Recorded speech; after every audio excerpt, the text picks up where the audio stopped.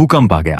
मैं लड़खड़ाते हुए खिड़की की तरफ भागा और बिना कुछ सोचे छलांग लगा दी। तभी याद आया मैं 15वीं मंजिल पर रहता हूँ। अरे साला, सबसे मजेदार बात यह थी मैं अभी जमीन पर गिरा भी नहीं था कि भूकंप रुक गया। आज सुबह 23:33 बजे ली शहर में 5.7 तीव्रता का भूकंप आया। इस हादसे में एक व्यक्ति की मौत हुई और 32 लोग मामूली रूप से घायल हुए और बिना किसी हैरानी के मैं इस भूकंप का इकलौता असली शिकार बन गया। मरने के बाद मैं एक भटकती हुई आत्मा बन गया। मैं इधर उधर घूम ही रहा था कि अचानक मुझे यमदूतों ने पकड़ लिया। मुझे धक्का देकर उनके सामने पेश किया गया। रुको रुको, यमदूत ने अपनी रजिस्टर खोली, लेकिन उसमें मेरा नाम ही नहीं था। इसलिए वो मुझे यमलोक ले गए राजा से पूछने के लिए। यमलोक पहुंचते ही मुझे एक छोटे से कमरे में बंद कर दिया गया। थोड़ी देर बाद दरवाजा खुला और यमराज अंदर आए। उन्होंने जीवन मृत्यु का लेखा जोखा देखा और बोले, तुम्हारी उम्र अभी बाकी है, तुम्हें वापस जीवित दुनिया में भेजना पड़ेगा। ये सुनते ही मैं खुश हो गया।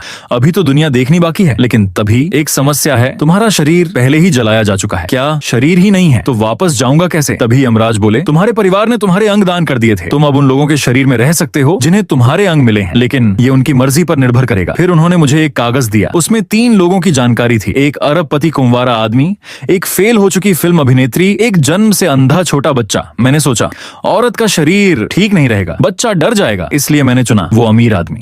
फिर मैं वापस इंसानों की दुनिया में आया, लेकिन यहाँ 1 साल बीत चुका था, क्योंकि यमलोक का एक दिन बराबर धरती का 1 साल होता है। मैं सड़क पर खड़ा था, तभी एक आदमी जॉगिंग करता हुआ मेरी तरफ आया। मैं बचने के लिए साइड हुआ, लेकिन वो सीधे मेरे आर पार निकल गया। ओहो, अब मैं सबके आर पार जा सकता हूँ क्या? लेकिन अगली ही सेकंड मेरी सोच गलत साबित हो गई।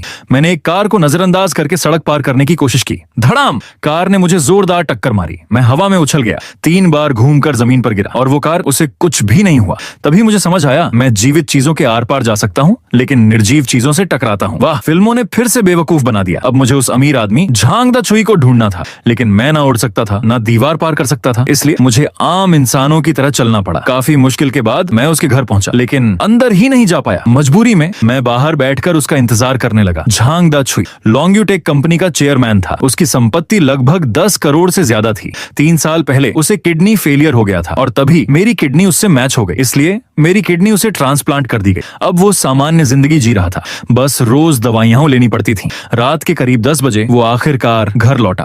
जैसे ही उसने दरवाजा खोला, मैं तुरंत अंदर घुस गया।